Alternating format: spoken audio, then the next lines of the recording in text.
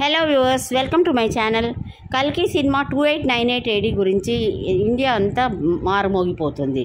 Director Nag Ashwin pan India star ప్రభాస్తో కలిసి direct చేసిన కల్కి సినిమా 600 కోట్ల భారీ బడ్జెట్తోనైతే తీశారు. థర్స్డే నాడు రిలీజ్ అయ్యి 2 రోజుల్లోనే 300 కోట్లు కలెక్ట్ చేసింది.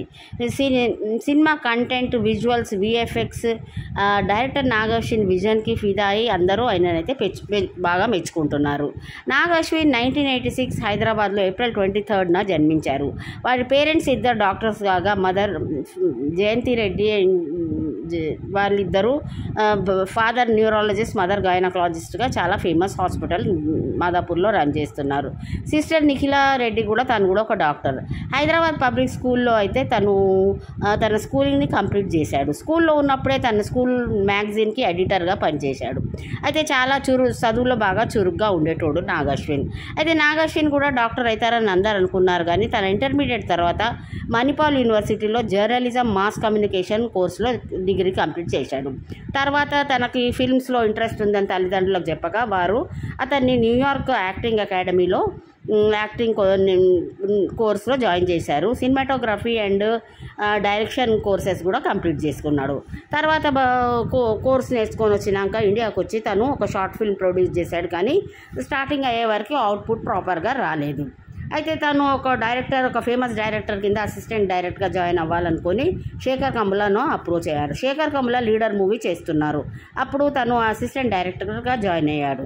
రాణా ఇంకా నాగ్ అశ్విన్ ఇద్దరు కలిసి ఒకే స్కూల్లో చదువుకున్నారు కాబట్టి వాళ్ళిద్దరు గుడ్ ఫ్రెండ్స్ అయ్యారు. అయితే లీడర్కి ట్రైలర్ నాగ్ అశ్వినే కట్ చేశాడు. ఆ ట్రైలర్ చాలా బాగా ఉండడంతో శేఖర్ కమ్ముల మెచ్చుకొని అదే ట్రైలర్ని రిలీజ్ చేశాడు. తర్వాత విజయ్ దేవరకొండతో లైఫ్ ఇన్స్ బ్యూటిఫుల్ మూవీ ఆడిషన్స్ అప్పుడు విజయ్ దేవరకొండని కలిసి మంచి ఫ్రెండ్స్గా మారారు నాగ్ అశ్విన్, విజయ్ దేవరకొండ. అయితే అప్పుడు శేఖర్ కమ్ముల దగ్గర నాగ్ అశ్విన్ అసిస్టెంట్ డైరెక్టర్గా లైఫ్ ఈజ్ బ్యూటిఫుల్ మూవీ కూడా చేస్తున్నారు. అక్కడే అశ్విని దత్ తను ఒక పెద్ద ప్రొడ్యూసర్, వాళ్ళ డాటర్ ప్రియాంక దత్ కూడా నాగ్ అశ్విన్ దగ్గర అసిస్టెంట్ డైరెక్టర్గా జాయిన్ అయింది. అయితే వాళ్ళిద్దరూ మంచి ఫ్రెండ్స్గా మారారు. అశ్విని దత్కి 3 డాటర్స్ ఉన్నారు. అయితే పెద్ద డాటరు తను మూవీస్ ప్రొడ్యూస్ చేస్తుంది. ప్రియాంక దత్ తను కూడా అసిస్టెంట్ డైరెక్టర్గా జాయిన్ అయింది శేఖర్ కమ్ముల దగ్గర. అయితే లైఫ్ ఈజ్ బ్యూటిఫుల్ సినిమా అప్పుడు వాళ్ళిద్దరు మంచి ఫ్రెండ్స్గా మారారు. అయితే తను ప్రియాంక దత్ ఒక షార్ట్ ఫిల్మ్ తీసి కేన్స్ ఫెస్టివల్కి పంపిద్దాం అనుకుంటే ప్రాపర్గా రాకపోతే తను నాగ్ అశ్విన్ని అడిగితే 2 డేస్లో వాళ్ళ ప్రియాంక దత్ని ఇంప్రెస్ చేయాలని నాగ్ అశ్విన్ 2 డేస్లో యాదోంకి బారాత్ అనే షార్ట్ ఫిల్మ్ ప్రొడ్యూస్ చేసి ప్రియాంక దత్కి ఇవ్వగా అది కేన్స్ ఫిల్మ్ ఫెస్టివల్లో యాక్సెప్ట్ అయిందనమాట. అయితే ఆ తర్వాత ఇద్దరు బాగా ఫ్రెండ్స్ అయ్యారు. తర్వాత నాగ్ అశ్విన్ తన దగ్గర ఉన్న స్టోరీస్ అన్నీ ప్రియాంక దత్కి చెప్పాడు. ప్రియాంక దత్ వాళ్ళ అక్క ఇద్దరు కలిసి ఎవడే సుబ్రహ్మణ్యం అన్న మూవీ తీయగా ఆ మూవీ విజయ్ దేవరకొండ నానితో కలిపి 12 కోట్లతో ఉంది కదా, అది బాగా హిట్ అయింది. దానికని ప్రియాంక దత్కి ప్రొడ్యూసర్గా, నాగ్ అశ్విన్కి డైరెక్టర్గా అయితే నంది అవార్డ్స్ కూడా వచ్చాయి. అయితే 2015 డిసెంబర్ 7న వాళ్ళిద్దరు మ్యారేజ్ చేసుకున్నారు. నాగ్ అశ్విన్కి ప్రియాంక దత్కి ఒక బాబు కూడా పుట్టాడు. అయితే 3 years గ్యాప్ తర్వాత నాగ్ అశ్విన్ సావిత్రి మీద బయోపిక్ తీయాలనే డిసిషన్ తీసుకున్నాడు. అయితే తను ప్రొడ్యూసర్గా అయితే తీశారు. ఆ సినిమా కమర్షియల్గా బాగా హిట్ అయి లాభాలు తెచ్చింది.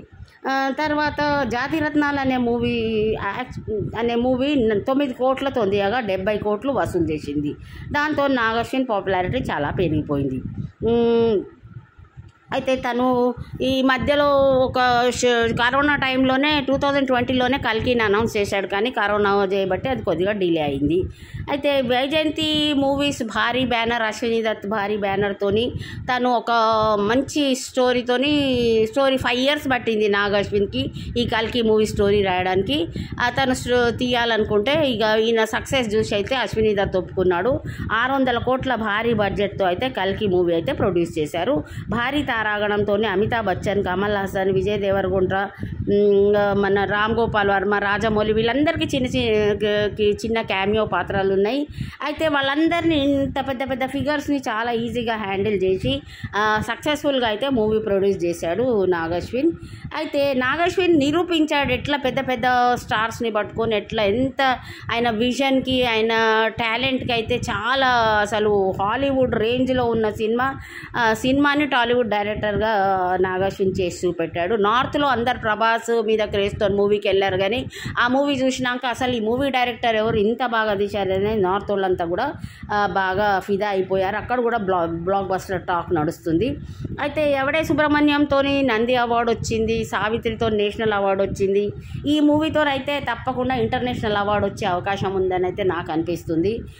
మన తెలుగు సినీ ఇండస్ట్రీకి సంబంధించిన మోహన్ బాబు, చిరంజీవి గారు, రాణా వీళ్ళందరూ అయితే చాలా మెచ్చుకున్నారు నాగశ్విన్ని. ఆయన టాలెంట్ని చూసి అందరూ చాలా అయితే ఇదైపోయారు.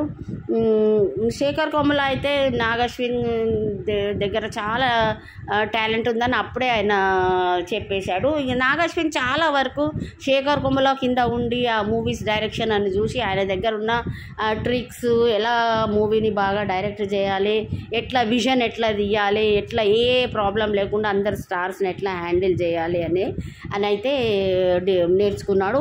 మొత్తం నాగశ్విన్ తీసిన 3 మూవీసు, ఒక మూవీకి నంది అవార్డు వచ్చింది, 2వ మూవీకి నేషనల్ అవార్డు వచ్చింది, 3వ మూవీకి ఇంటర్నేషనల్